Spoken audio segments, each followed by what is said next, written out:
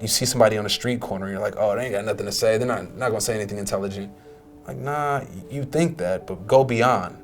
Go beyond their appearance and just ask them, talk to them, engage with them. Even if they're not talking about anything, I'm sure there's a lesson in that nothingness.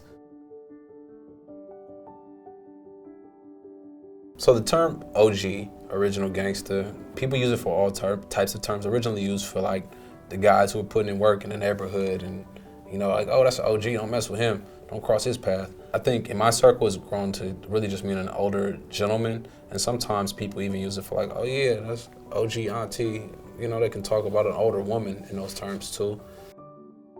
I was teaching at Oakland Tech, and I had kicked around this idea of doing something around OGs for a long time, and I realized that photography is the quickest, easiest way to tell a story. There was a platform called Tumblr that was very popular at the time, and my students would be on there looking at like half-naked girls and other random things. And so I decided to put photos of older guys on there with their witticisms, asking the older guys for quotes. Not necessarily just any quote, but asking them if they had the chance to talk to young people and give them some wisdom, what would they tell them? And I got quotes from everything about like, stay out of jail, stay in school, trust your gut, believe in yourself. Just a lot of messages that young people needed to hear, things that I needed to hear. And I did my best to transcribe them and present them in a way that I thought that was digestible for a high school student. I had a lot of success with the blog, and a lot of people kept asking me, why was I doing this blog? What's the backstory? Why am I interviewing these old black men? And eventually I was like, well, you know what? I need to write my memoir. And so recently I published a book, OG Told Me, the memoir, where it's a collection of essays of me coming up in Oakland and me hanging out with my friends, going out, we do something dumb, and some older guy intervenes and it's like, stop doing dumb stuff. And they'll, you know, use their witticisms and their approach and their eldership to communicate necessary information and wisdom that really has guided me to this place in life. And so, in a nutshell, it's my coming of age story. But beyond that, it's philosophy. It really is philosophy, and it's philosophy from your non-traditional philosopher. And I really think that when we talk about the significance of life, of a Black Life Matters or something of that nature, you have to talk about the art mattering as well. You have to talk about the philosophy mattering as well.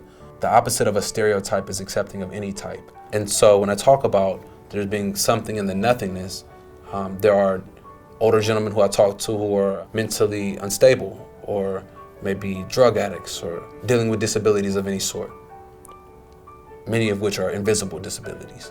In between swigs of a 40, they'll tell you something that'll change your life. Or maybe it's just the way that they handle themselves. And you say, hey, you know what? I don't want to end up being 52 years old and standing outside of a corner store hoping that the next scratch off changes my life. I want to take it upon myself to empower myself so that I don't end up in that position. You talk to that guy who's 52 years old and he's like, yeah, I got a 30-year-old kid I ain't never seen before. I don't want that to happen for me.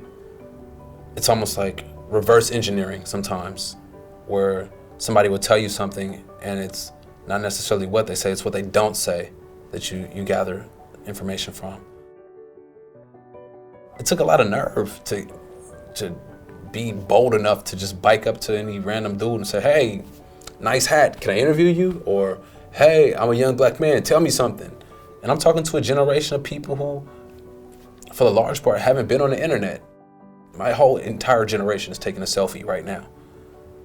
Like, everybody's on the internet. But when you talk about a generation of black men who grew up in the 60s, 70s, 80s, you're dealing with multiple wars, you're dealing with drugs, you're dealing with broken families, you're dealing with lack of resources, you're dealing with people who haven't been documented outside of institutions. When I say institutions, I'm talking about prisons, I'm talking about schools, I'm talking about armed forces. Aside from that, people don't have photos in their everyday life. I interviewed my father. He has like a handful of photos in everyday life. Other than that, he has photos in the Marines, he has photos from prison, he has photos from school. And so I can understand when some random guy comes up and is like, hey, can I take a picture of you? And can I put you on the internet? And then being hesitant, like, wait, what? You wanna do what with my image? I hope that that project inspires people to not only talk to their elders and gain wisdom and pass it on to the next generation, but I also hope that that project inspires people to get off their ass and go do the thing that they've been thinking about doing since high school. Like it was a long time of me kicking around this idea until finally I was like, you know what, just do it. And once I started, that snowball just continued to build.